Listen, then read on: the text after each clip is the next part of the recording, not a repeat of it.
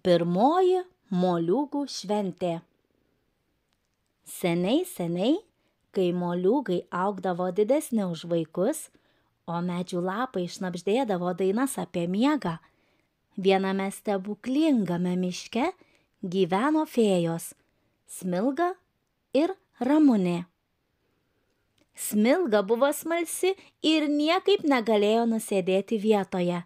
Ji šokinėdavo nuo šakelės ant šakelės, vis ieškodama pramogų. Ramunė buvo ramesnė, bet turėjo tokį juoką, kad net voverės iš krūmų žiūrėdavo, kas čia taip smagiai klega. Jos buvo rudens fėjos, kurios prižiūrėdavo, kad gamta nurimtų, kai ateina laikas poilsiui. Kai tik lapai imdavo kristi, jos eidavo per mišką ir šaukdavo: Ei, varlės, miegot! Ežiuk, laikas į guolį! Medžiai, klausykit, metas paleisti lapus, nes sniegas jau pakeliui. Ir taip miškas po truputį nurimdavo, pasiruošęs ilgam žiemos miegui. Vieną rudenį Smilga ėmė niurzgėti.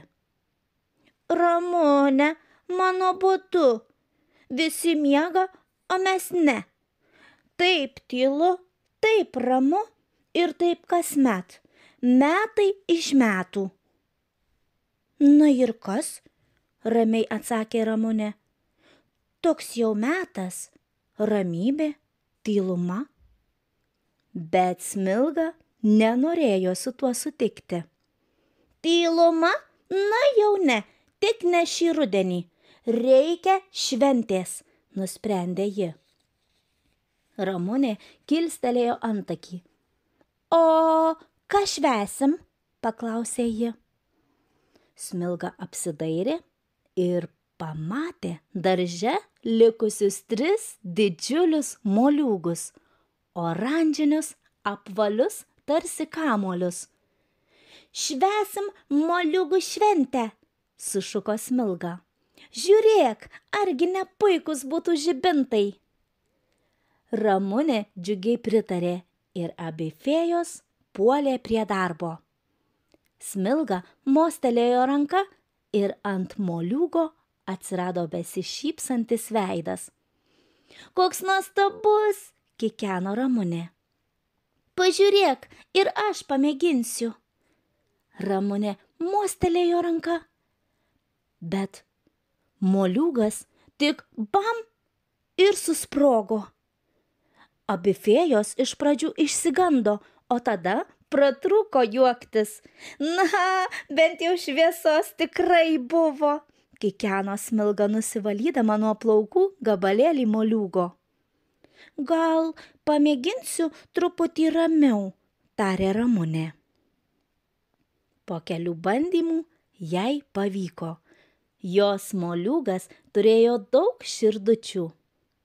Fėjos įdėjo į moliūgų vidų mažų švytinčių žarijų ir jie sužibo tarsi mažos saulės. Jos išrikiavo moliūgus palei miško taką ir šoko bei dainavo visą naktį. Kitą rytą pro mišką ėjo žmonės, ūkininkas su dukra. Staiga dukra sušuko. Tėti, pažiūrėk, moliūgai šviečia. Kaip čia dabar, nustebo ūkininkas. Ar moliūgai moka švytėti? Jie nutarė prieiti arčiau ir patyrinėti keistas daržoves. Prisiartino, o moliūgas puksojo į juos didelėm akim. Ūkininkas net atsilošė iš juoko. Šitokių linksmų daržovių kaip gyvas nemačiau. Ta pačią dieną grįžę namo, jie irgi pamėgino pasidaryti tokius linksmus žibintus. Ūkininkas skaptavo atsargiai, dukra šiek tiek kreiviau, bet moliūgai vis tiek švietė kaip saulės gabalėliai. Oho, sušuko dukra. Mūsų moliūgai laimingi. Ta vakarą fėjos iš miško stebėjo ir kikeno. Matai, Ramune, žmonėms patiko mūsų moliūgai. Taip, šypsojosi Ramunė. Dabar šviesos bus dar daugiau, o juk kuo daugiau, tuo linksmiau. Ir taip, nuo to laiko, kiekvieną rudenį žmonės skaptuoja moliūgus, juos puošia, šypsosi ir uždega viduje švieseles. O fėjos Smilga ir Ramunė kasmet ateina pasižiūrėti. Jos sėdi ant tvoros, valgo obuolius ir kikena. Žiūrėk, tas moliūgas net su blakstienomis.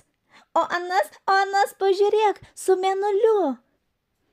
Nuo tada moliūgai ne tik daržovės, bet ir rudens žibintai. Kai uždegi žvakelę, jų viduje fėjos Smilga ir Ramunė pasilenkia ir tyliai sako: šypsokis, pasaulė, juk aplink ramu, šviesu ir gera.